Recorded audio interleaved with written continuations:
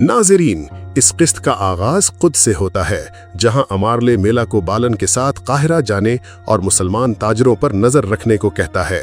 बालन कहता है कि मेला काहिरा में हमेरा खातून के नाम से जानी जाती है और पहले ही वहां दुकान खोल चुकी है। कुद्स में जातलियोन लॉर्ड गाय से कहता है कि जो जंग उन्होंने खून से शुरू की उसे रोटी के टुकड़ों पर खत्म नहीं होना चाहिए। लॉर्ड गाय उसे नया मंसूबा बताता है। अमारले का भूख का खौफ बढ़ाने के लिए वो जातलियोन को अवाम के दरमियान अपने लोगों को फैलाने और गंदम का मसला उजागर करने को कहता है। साथ ही वो विलियम्स से मुहतात रहने की भी तलकीन करता है। कुद्स में इमारले विलियम्स और बाल्डविन के साथ जा रहा होता है कि बाल्डविन एक छोटे बच्चे को देखकर कहता है कि सब लोग इतने गरीब क्यों हैं। इमारले के पास कोई जवाब नहीं होता। एक ताजिर के पास जाकर इमारले देखता है कि उसके पास बहुत कम अनाज है। ताजिर बताता है कि मिस्र से अनाज की फराहमी मुनक़ता होने के बाद ये थोड़ा सा अनाज बचा है जो वो अंताकिया से लाया है। इमारले वो लहजा याद करता है जब नूरुद्दीन ने उसे कहा था कि अंताकिया में उसके आबाओ अजदाद भूख से एक दूसरे की लाशें खाया करते थे।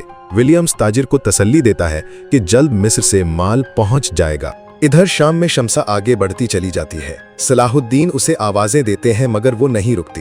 वो उस लम्हे को याद करके रोती जाती है जब उमर मुल्ला ने उसे बताया था कि अनातोलिया में उसका खानदान एक जालिम गुलामों के ताजिर के हत्थे चढ़ गया था। उसके वालिद का इंतकाल हो गया तो शाम से उस ताजिर के एक साथी ने उसकी वालिदा से ज़बरदस्ती शादी की। उसकी माँ कभी इस शिकंजे से ना निकल पाई और जब शम्सा थोड़ी बड़ी हुई तो उसे भी गिरजाघर में बेचने के लिए छोड़ दिया। उमर मुल्ला उस पर यह भी इंकिशाफ करते हैं कि वो एक मुसलमान औरत थीं जिन्हें जबरन ईसाई बनाया गया था। शम्सा भागते भागते एक जगह बेहोश होकर गिर जाती है। सलाहुद्दीन उसके पास आकर उसे सहारा देते हैं। वो नीम बेहोशी के आलम में वो ख्वाब याद करती है जब उसने सलाहुद्दीन को एक निजात दहिंदा के तौर पर देखा था। वक्त गुजरता है और रात को हम सलाहुद्दीन और शम्सा को एक साथ देखते हैं। सलाहुद्दीन उसे तसल्ली देते हैं कि यकीनन दिल दुखने पर आंसू बहते हैं मगर उसे खुदा का शुक्र अदा करना चाहिए कि उसे अपनी असल शनाख्त पता चल गई और खुदा उसे अपनी माँ से अब्दी जुदाई से बचाए। शम्सा जाने लगती है तो शीर को वहां आते हैं।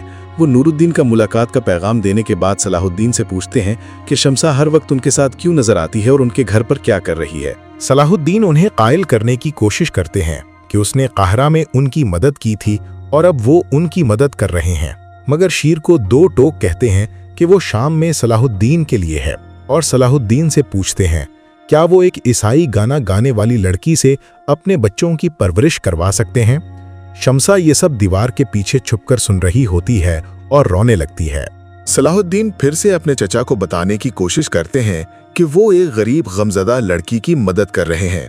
वो शम्सा को मिस्र ले जाना चाहते हैं। सलाहुद्दीन वहां से चले जाते हैं और शीरखू भी शम्सा के रास्ते की तरफ देखने के बाद वहां से चले जाते हैं।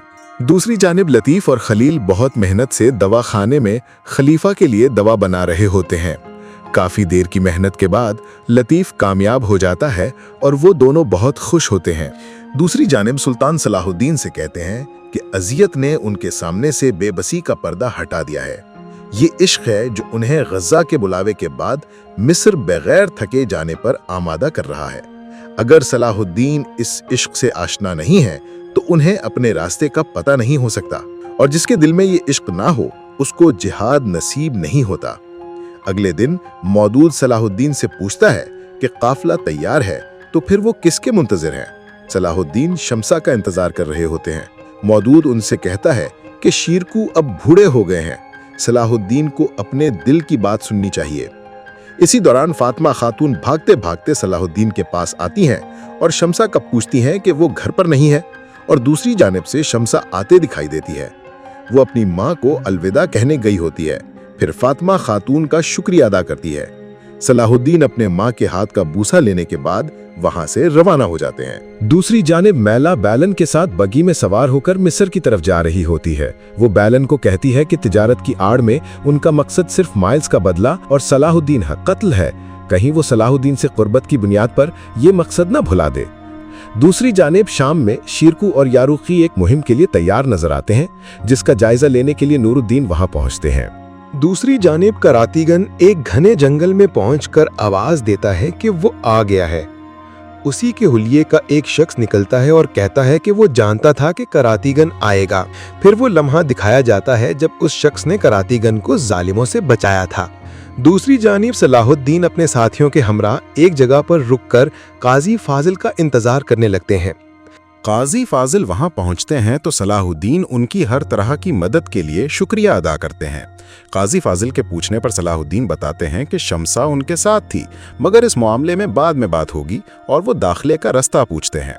काजी फाजिल का कहना है कि दाखिल होने का एक ही रास्ता है, मगर वो ज्यादा पसंदीदा नहीं है और खलीफा हजरत उनके मुंतजिर है। दूसरी जानिब शीरकू और यारुकी मुहिम के लिए जा रहे होते हैं। शीरकू यारुकी से पहरे पर मौजूद सिपाहियों का ध्यान बटाने का कहते हैं ताकि अंदर आसानी से दाखिल हो सकें। इसके साथ ही गोदाम के बाहर मौजूद पहरेदारों को तीरा लगते हैं। शीरकू अपने साथियों के साथ वहां पर हमला कर देते हैं और गोदाम का दरवाजा खोलकर गंदम समेटने वाले सिपाहियों को एक एक करके मौत की घाट उतारते चले जाते हैं। सब सिपाहियों को गिराने के बाद यारुकी शीरकू से कहता है, जबकि कुदुस के बच्चे भूखे हैं, ये गंदम काफरों पर हराम है। शीरकू जिंगी सिपाहियों को गंदम इकट्ठी करने का हुक्म देते हैं। थोड़ी देर बाद विलियम्स गोदाम में दाखिल होता है और सिपाहियों की लाशें और खाली गोदाम देखकर हक्का बक्का रह जाता है। वो अफसोस से एक सिपाही की आंखों पर हाथ रखता है। दूसरी जानिब शाम में शीरकू और यारुकी सुल्तान को खुशखबरी सुनाते हैं कि सलेबियों के कब्जे से गंदम ले ली गई है और शूरवीरों की तादाद भी कम कर दी गई है। इधर इमारली खाना खा रहा होता है कि अपने घर वालों को मलिका मारिया की आमद की खबर देता है। सबीला ये सुनकर परेशान दिखाई देती है। इसी लम्हे विलियम्स भागता भागता आता है और गोदाम पर होने वाले हमले के बारे में बताता है।